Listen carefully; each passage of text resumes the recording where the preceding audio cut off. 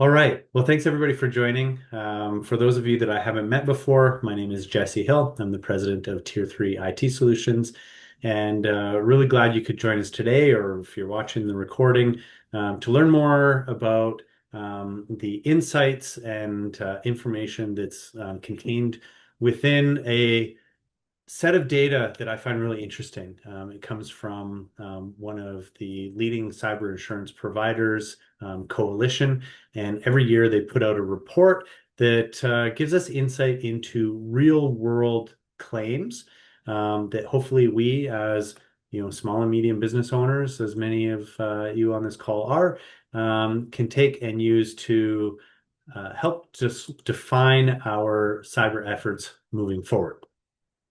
So as we go through today, we do have the chat and the Q&A available. So if you have any questions, please put them there.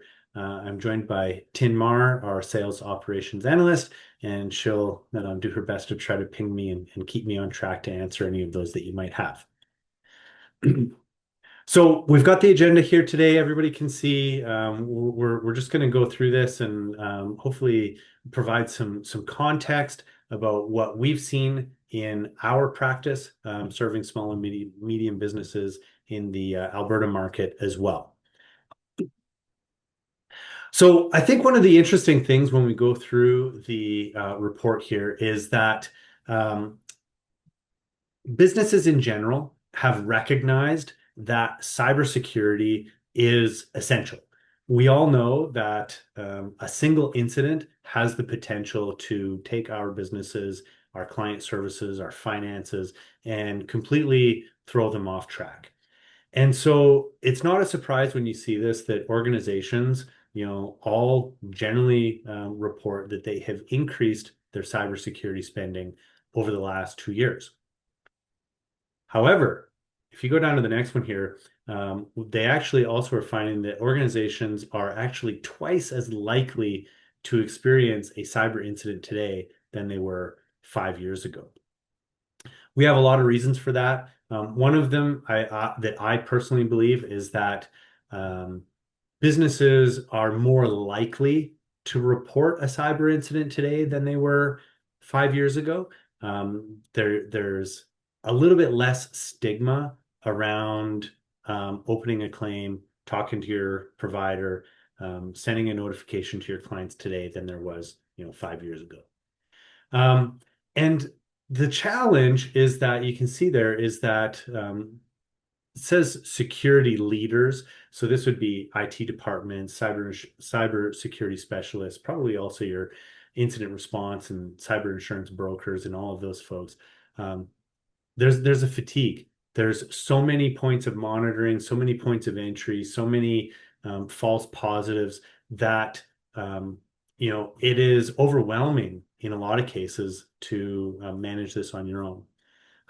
It's actually just an interesting point of reference. We were meeting with a prospective client last week, and essentially the CEO of the business, he was responsible for IT, and he was telling us about how every day he was personally going into their Microsoft 365 and checking their login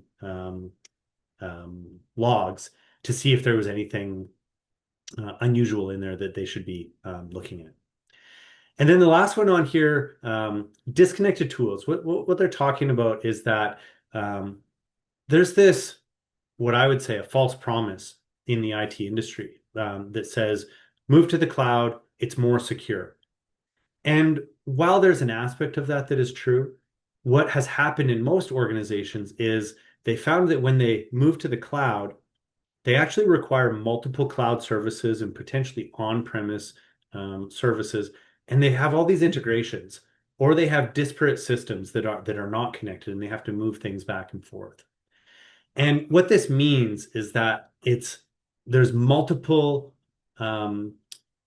attack surfaces that need to be monitored and managed now compared to in the past. The data that we're going through, and part of the reason that I like this report is that it comes from Coalition. They serve hundreds of thousands of policyholders across the areas that you can see here. And they're a leader in global risk mitigation, remediation, obviously insurance, and all of those types of things. And so they share this information with businesses, brokers, and security professionals so that we can all stay informed about the ever-changing cybersecurity landscape. So the key things that we see here is that 58% of email-based attacks culminate in a BEC, a business email compromise, or a fund transfer fraud. We can see in the blue column what the average loss looks like in these. And I want to remind everybody that these are all US dollars. And you might look at that number and you might think $141,000 is a lot. You might not think it's very much. Um, we can attest. We have been called in and asked to help remediate and close security vulnerabilities. And it's not uncommon for us to meet a small or medium business who has fallen victim to a fund transfer fraud in the six-figure range like we're seeing here. The ransomware is probably the one that most people are afraid of, and we're going to talk a little bit about that, on a future slide, because it used to be that we were primarily concerned with our data being encrypted and locked up and made to be inaccessible. That's now only one part of that threat. And it's part of the reason that we're seeing the average ransom demand exceeding $1 million now. So, one of the things that I want to point out, particularly when we get into the ransomware and those types of things, you'll notice the active insurance impact. So this is through Coalition, a 68% reduction in ransom payments through negotiation. Um, if you ever find yourself in a situation where you've been compromised with a ransomware type of attack, you must make sure that you are working with your insurer, your breach counsel, and that ransom payments are only paid through those firms. You don't want to be seen to be making payments or money transfers to sanctioned entities that may actually cause more problems for you than not paying the ransom. The other thing that I found interesting when we went through this report, we can see claims severity on average actually went down almost 20% year over year, but the frequency went up 3%. And so what this means is that cyber attackers are becoming more persistent in their attacks. Um, and they're finding vulnerabilities that they can attack or compromise at scale.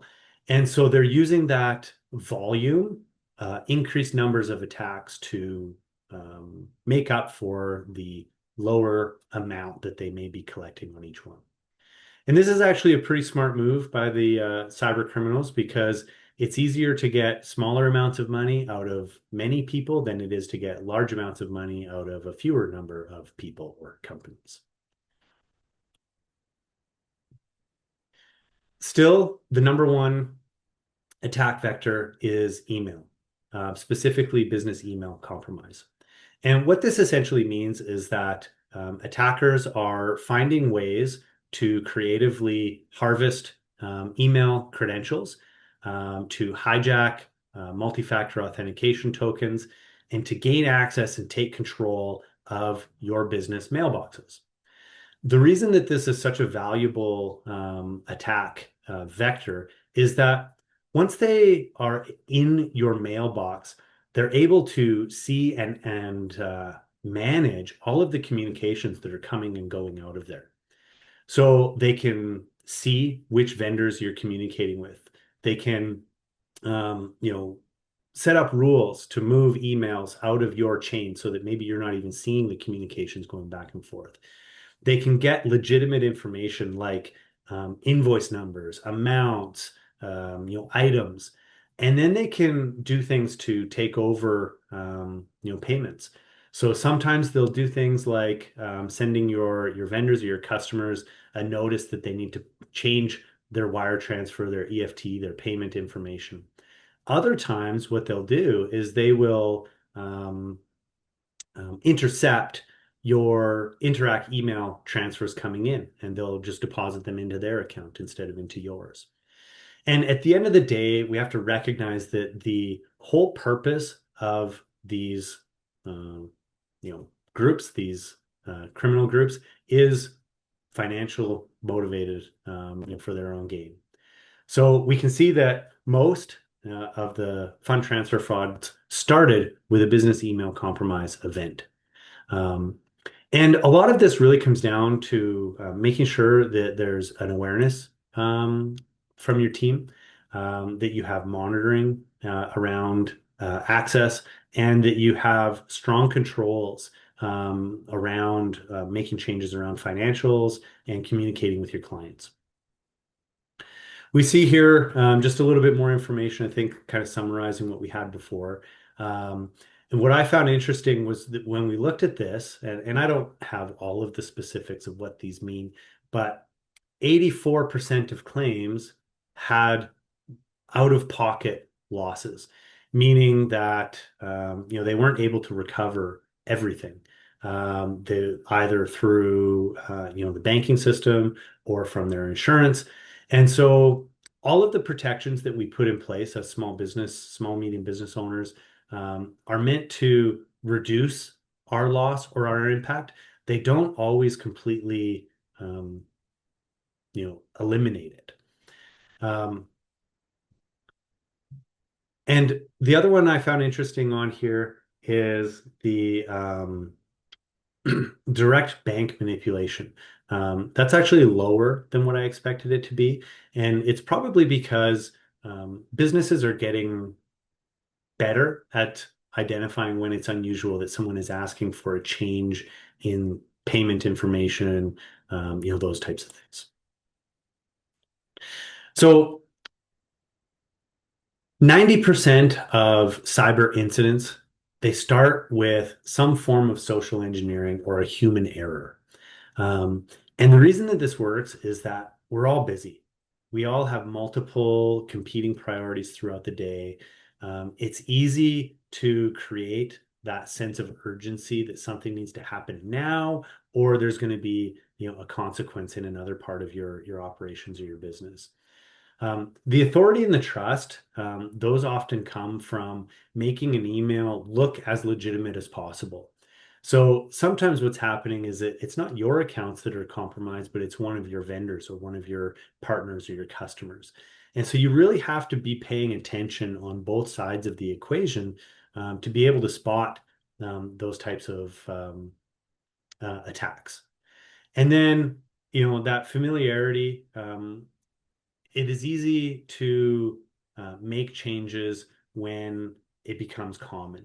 And so we want to make sure that we always have that critical thinking step, that the people on your team are really considering any changes that they're making before executing on a new agreement.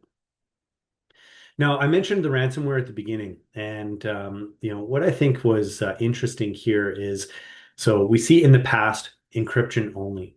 So what this means is that 5 years ago, when a business was compromised by ransomware, the primary objective was to encrypt their data so that they couldn't access it anymore. And then they would, charge them for access to the decryption key so that they could recover that information. Well, as businesses, started to recognize this was a risk factor, they started relying more and more on recovering from backups.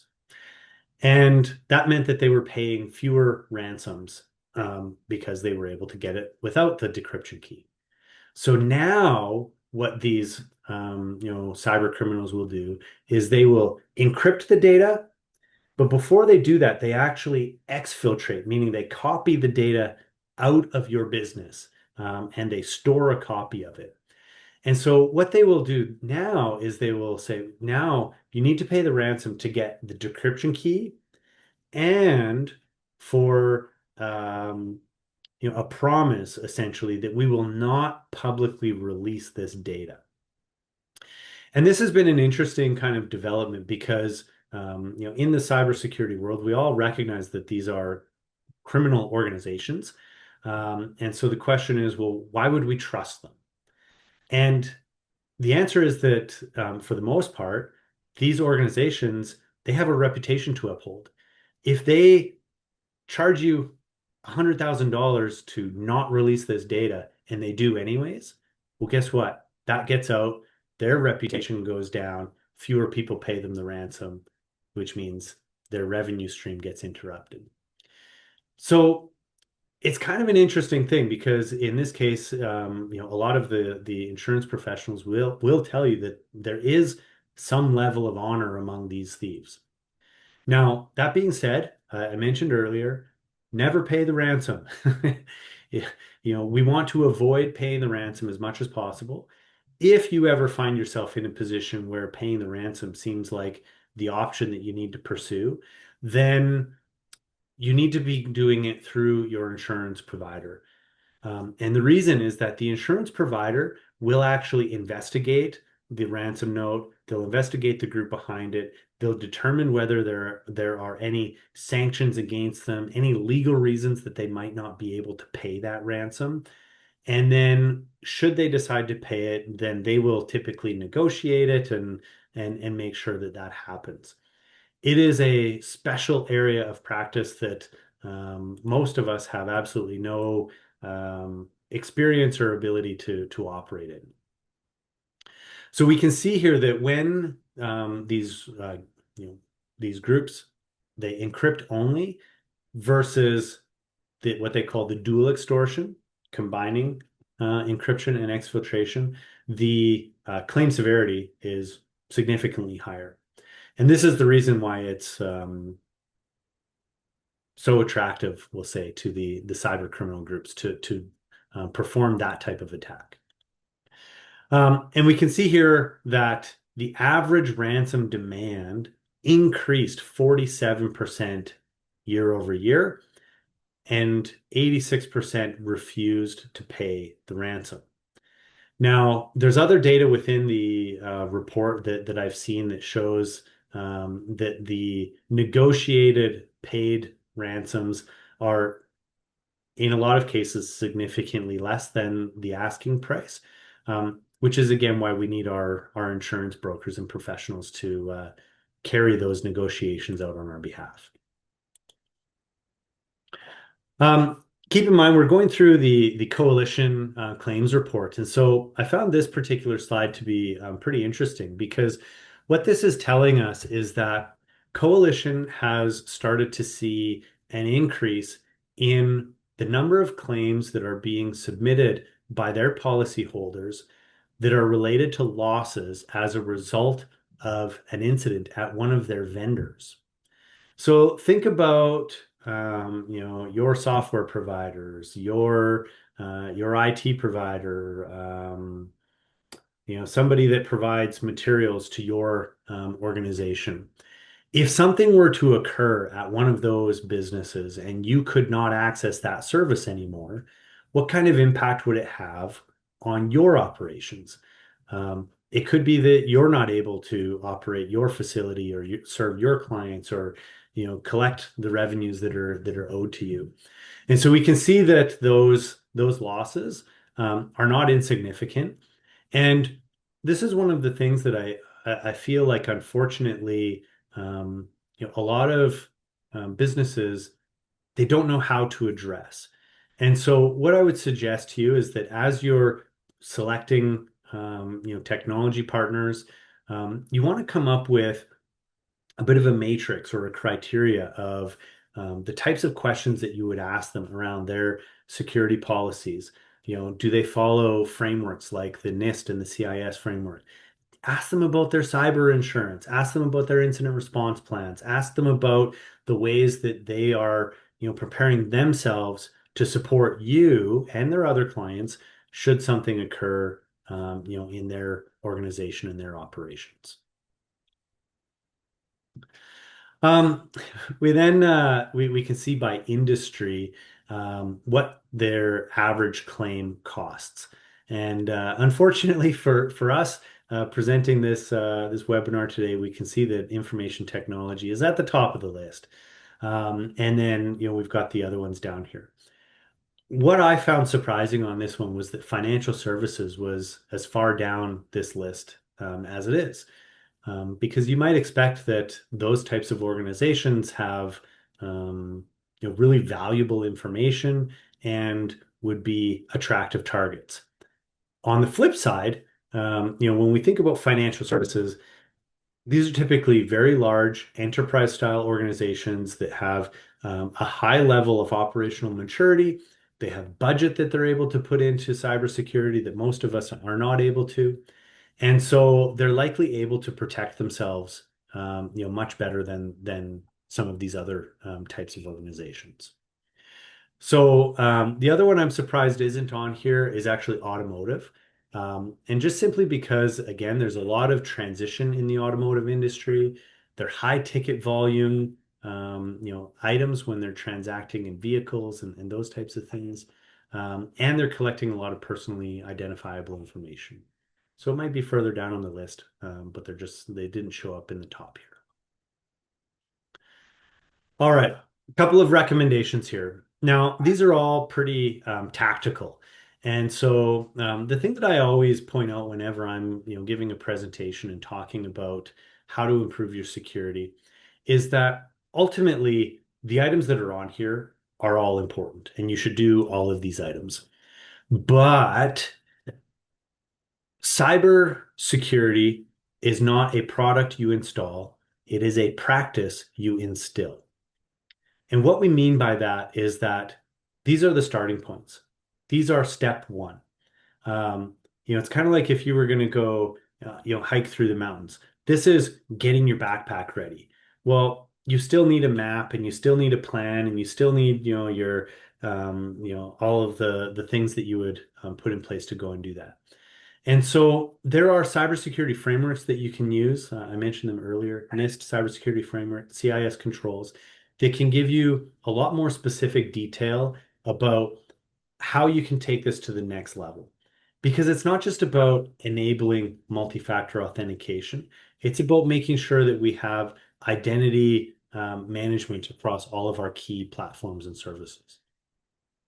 So it's a lot to cover in an individual call like this, but we're happy to share more information about that.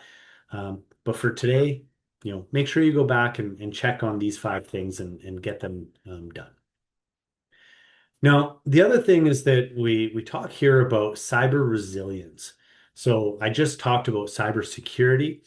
Cybersecurity is about trying to lock things down and protect yourself from suffering a cyber incident. Cyber resilience is about acknowledging that even the best organization is likely to experience a cyber incident of some type. So this is more about preparing yourself for how you will respond to that in the case and in the eventuality that it does happen. Because keep in mind, a cyber incident isn't always somebody outside your business attacking it. It can be someone on the inside. It can be a rogue employee who's you copying data and taking it off site. It can be somebody that's disgruntled and upset that deletes a bunch of data. It can be an honest mistake where somebody, goes to share a folder or a document and accidentally, opens it up to, people that shouldn't have access to it. And so resilient organizations recognize it's going to happen. We need to prepare for it, and we need to make sure that we can minimize the impact, shorten our recovery, and learn and continuously improve, rather than focusing exclusively on how to avoid these types of incidents. All right. I'm not even sure how we're doing for time here. So, if you are wanting to have a conversation about improving your organization's cyber resilience, we'd be happy to, chat with you a little bit more, learn about what you are doing, what's working, what isn't, where you have concerns, provide you some insight. and help you improve not just your cybersecurity, but your overall cyber resilience. So I just want to say thanks everybody for joining and hopping on here today. As I mentioned, we've got the Q&A going over here. So I'm happy to stick around and answer any questions that you might have. And thanks again for joining.